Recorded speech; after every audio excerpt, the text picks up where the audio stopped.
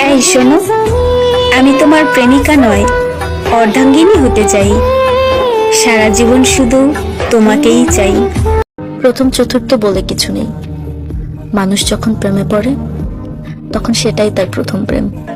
আমি ফুলও দেখেছি, আমি চাঁদও দেখেছি, তোমার মতো নয়।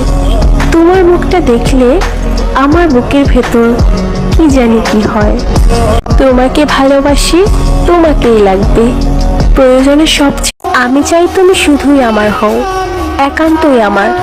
ইচ্ছে হলে রাগ দেখাবো, ঝগড়া করব। আমার জান, বিশ্বাস করো, আমার ভালো থাকার কারণ শুধুই তুমি। এখন তুমি জানো আমার ভালো রাখবা। তোমাকে আমি এতটাই ভালোবেসে ফেলেছি, এখন তোমাকে ছাড়া একটা মুহূর্ত আমার ভালো লাগে না।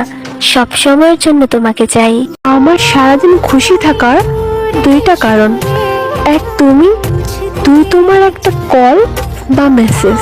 একটা পরিষ্কার টিস্যুকে দিয়ে যদি আপনি মুখের ঘাম মুছেন, সেই টিস্যুটা যদি আপনি ছুঁড়ে ফেলে দেন, সেখানে দোষটা কার? টিস্যুর না আপনার? আপনি নিশ্চয়ই বলবেন যে আপনার, কারণ একটা পরিষ্কার টিস্যুকে আপনি নোংরা করেছেন, কিন্তু টিস্যুটা তো প্রথম আপনার পরিষ্কারই ছিল। তার যারা মনে করে যে নিজে ভালো তো জগৎ ভালো, আসলে নিজে ভালো হওয়ার পরেও কিছু না, একজন ভালো মানুষ, আপনি খুব ভালো, পরিমাণের চাইতেও ভালো, অতুলনীয় ভালো।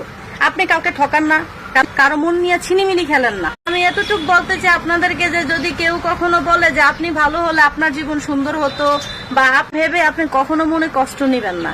ওই যে টিস্যুর মতো, টিস্যুটা কিন্তু পরিষ্কারই ছিল। আপনি যেমন মুখ মুছে নষ্ট করেছেন, ঠিক তেমনি আপনি হয়তো ভালো মানুষ ছিলেন। জীবনে যত ঝড় তুফান যত কিছুই আসুক না কেন, নিজের উপর আত্মবিশ্বাস রাখতে শিখেন, দেখবেন জীবনটা সুন্দর হয়ে গেছে। আপনি যদি আপনার নিজের উপর আত্মবিশ্বাস করা ছেড়ে দেন, তা বিশ্বাস করেন, তখন আপনাকে কেউ উঠে দাঁড়ানোর জন্য সহায়তাই করবে না।